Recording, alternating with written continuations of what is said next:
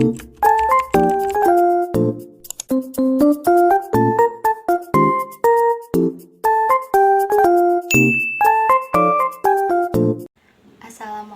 warahmatullahi wabarakatuh. Perkenalkan, saya Isma Nabila dari semester 2B.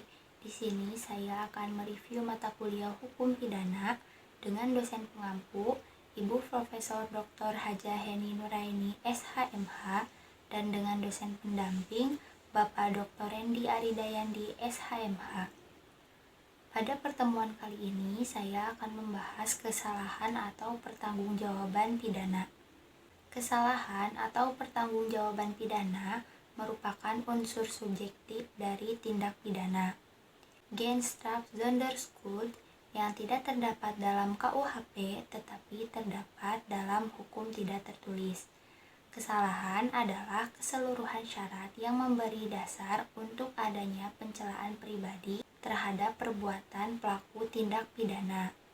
Dalam arti yuridis, kesalahan atau pertanggungjawaban pidana terbagi menjadi dua. Yang pertama, kesengajaan atau dolus atau offset. Yang kedua, kealpaan atau culpa. Dalam arti yang sempit, kesalahan sama dengan kealpaan. Unsur-unsur kesalahan ada tiga. Yang pertama, kemampuan bertanggung jawab. Yang kedua, adanya hubungan batin antara pelaku dengan perbuatannya, yaitu berupa kesengajaan atau kealpaan. Yang ketiga, tidak adanya alasan pemaaf. Pengertian kesengajaan atau dolus atau offset. Dalam KUHP tidak ada definisi tentang kesengajaan. Tetapi dalam MVT, kesengajaan diartikan dengan menghendaki atau mengetahui, atau willen and weten. Jadi, dikatakan sengaja apabila pelaku menghendaki apa yang dilakukannya dan mengetahui perbuatan yang akan dilakukannya, yaitu yang pertama, atas dasar itu pelaku mempunyai kehendak untuk mewujudkan, atau wills theory, unsur-unsur dari rumusan undang-undang. Yang kedua, selain itu, pelaku juga menghendaki akan akibat yang timbul, atau pelaku juga sudah dapat membayangkan akan akibat yang akan terjadi, atau yang akan timbul. Perbedaan kedua teori ini adalah dalam hal akibat dari keadaan yang menyertainya, walaupun dalam praktek penggunaan teori ini sama. Lalu, corak atau bentuk kesengajaan. Yang pertama, kesengajaan dengan maksud atau bertujuan untuk mencapai tujuan, yaitu bentuk kesengajaan yang paling sederhana, di mana perbuatan pelaku ditujukan untuk menimbulkan perbuatan yang dilarang, dan pelaku menghendaki perbuatan tersebut beserta akibatnya. Contoh, A menempeleng B dengan maksud agar B merasa sakit dan kapok untuk tidak berbohong lagi.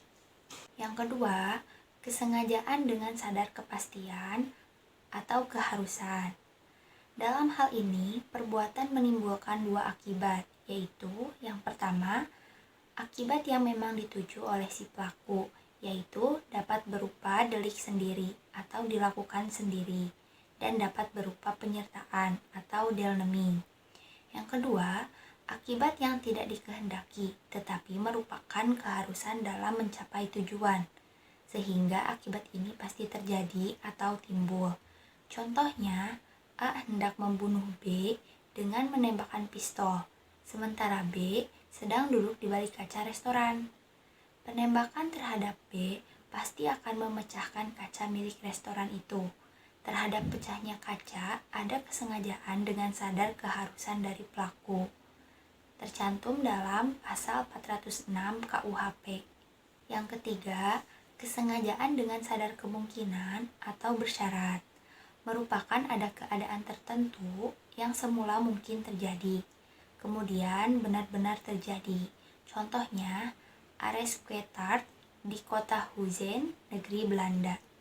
Lalu selanjutnya teori apa boleh buat atau inkaufnehmen teori. Dalam teori ini, keadaan si pelaku terhadap perbuatannya adalah sebagai berikut. Yang pertama, akibat itu sebenarnya tidak dikehendaki atau bahkan pelaku benci atau takut akan kemungkinan timbul akibat tersebut. Yang kedua, akan tetapi meskipun demikian, ia menghendakinya. Namun apabila keadaan atau akibat itu timbul, apa boleh buat hak itu diterimanya juga. Ini berarti pelaku berani memikul resiko. Selanjutnya, sifat kesengajaan. Kesengajaan berwarna atau bus offset atau dolus molus merupakan sengaja melakukan perbuatan, berarti sengaja untuk berbuat jahat. Jadi, kesengajaan perlu ada kesadaran dari pelaku terhadap perbuatan yang dilarang. Dengan kata lain, kesengajaan berarti kesadaran dari si pelaku terhadap perbuatan melawan hukum. Atas dasar itu, kesadaran menjadi syarat untuk dapat dipidananya pelaku. Ajaran ini sudah tidak dianut lagi, karena memberikan beban yang berat kepada penuntut umum dan terutama hakim. Dalam ajaran ini, hakim harus membuktikan bahwa pelaku dalam melakukan tindak pidana selain menghendaki perbuatannya, ia juga mengetahui menyadari bahwa perbuatannya dilarang dan diancam dengan pidana oleh undang-undang. Lalu yang kedua, kesengajaan tidak berwarna. Untuk dapat dipidana, pelaku hanya dengan menghendaki perbuatannya dan tidak diharuskan mengetahui atau menyadari bahwa perbuatannya dilarang dan diancam dengan pidana. Ajaran inilah yang dianut oleh undang-undang atau hukum pidana di Indonesia. Dalam hukum pidana Indonesia berlaku asas lex dura sedita scripta, yaitu dengan diundangkannya hukum pidana, maka setiap orang dianggap mengetahuinya. Oleh karena itu, peraturan yang berlaku dan diundangkan mengikat semua orang atau setiap orang untuk menaatinya. Pembagian atau jenis-jenis kesengajaan.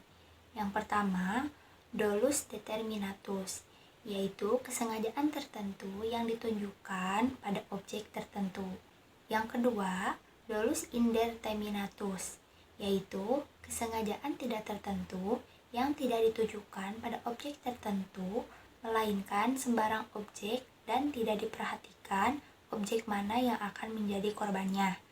Yang ketiga, dolus alternativus, yaitu kesengajaan yang ditujukan pada objek yang satu atau objek lainnya, jadi memilah satu di antara dua objek. Yang keempat, dolus generalis, yaitu kesengajaan yang ditujukan pada umum. Lalu yang kelima, Weber's dolus generalis, yaitu kesengajaan yang ditujukan pada objek tertentu, tetapi untuk mencapai tujuan itu dilakukannya lebih dari satu perbuatan.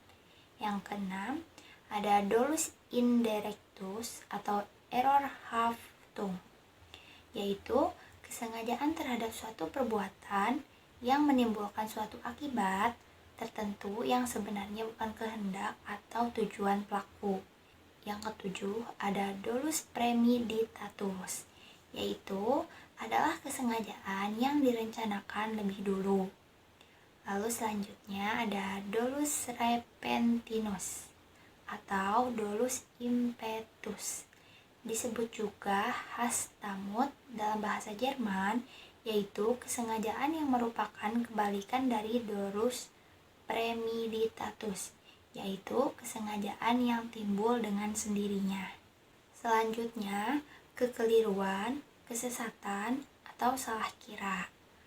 Disebut juga tidak sengaja, dan keadaan batin seperti ini dinamakan juga kesesatan, kekeliruan, salah kira. Kesesatan dapat dibedakan menjadi beberapa. Yang pertama, kesesatan peristiwa. Yang kedua, kesesatan hukum. Yang ketiga, kesesatan atau kekeliruan orang. Yang keempat, kekeliruan objek. Yang kelima, penyimpangan sasaran. Dan yang keenam, delik putatif. Lalu, kealpaan atau kulpa merupakan kebalikan dari kesengajaan atau dapat disebut juga kurang hati-hati, yang terdiri dari kealpaan disadari, dan kealpaan tidak disadari. Unsur-unsur kealpaan. Yang pertama, pelaku dapat menduga terjadinya akibat perbuatan. Dalam hal ini, ada hubungan batin dari pelaku dengan akibat yang timbul dari perbuatannya, sehingga pelaku dapat menduga tetapi pelaku kurang hati-hati. Bentuk-bentuk kealpaan. Yang pertama, culpa lata atau kealpaan berat. Yang kedua, culpa levis atau kealpaan ringan. Yang ketiga, Beus Tescult, yaitu kealpaan disadari. Pelaku dapat membayangkan atau memperkirakan kemungkinannya yang timbul akibat dari perbuatannya. Yang keempat, Unbewusst Tescult, yaitu pelaku tidak dapat membayangkan akibat yang terjadi atau akibat yang timbul dari perbuatan yang dilakukannya. Lalu, kemampuan bertanggung jawab, yaitu keadaan batin atau jiwa seseorang yang sehat dan normal ketika melakukan tindak pidana. Cara menentukan kemampuan bertanggung jawab. Yang pertama, ada sistem deskriptif atau menyatakan. Yang kedua, ada sistem normatif atau menilai. Yang ketiga, ada sistem deskriptif normatif, gabungan antara sistem deskriptif dan sistem normatif. KUHP di Indonesia menganut sistem yang ketiga, yaitu deskriptif normatif, dengan alasan deskriptif artinya keadaan jiwa pelaku digambarkan oleh psikiater, dan normatif artinya hakimlah yang menilai dan menyimpulkan perbuatan tersebut mampu atau tidak mampu yang didasarkan pada hasil pemeriksaan di pengadilan. Lalu selanjutnya tidak mampu bertanggung jawab untuk sebagian, yaitu suatu keadaan tertentu dari pelaku yang disebabkan keadaan jiwa sehingga untuk sebagian dinyatakan tidak mampu bertanggung jawab. Contohnya seperti penyakit kleptomani, yaitu penyakit jiwa yang berupa dorongan kuat untuk mengambil barang atau benda milik orang lain, tetapi si pelaku sendiri tidak menyadari perbuatannya terlarang atau melanggar hukum. Selanjutnya, keadaan mabuk. Di Indonesia bukanlah kebiasaan masyarakat secara umum yang berbeda dengan di Eropa dan Amerika. Jadi, untuk perbuatan mabuk harus ada alasan dan latar belakang yang jelas. Dalam hal ini, pelaku melakukan mabuk secara sengaja supaya berani dan tidak malu dalam melakukan kejahatan atau tindak pidana adalah termasuk kesengajaan dan dapat dipertanggungjawabkan segala konsekuensinya dan akibat dari perbuatannya. Jadi, bukan alasan pemaaf atau penghapus pidana.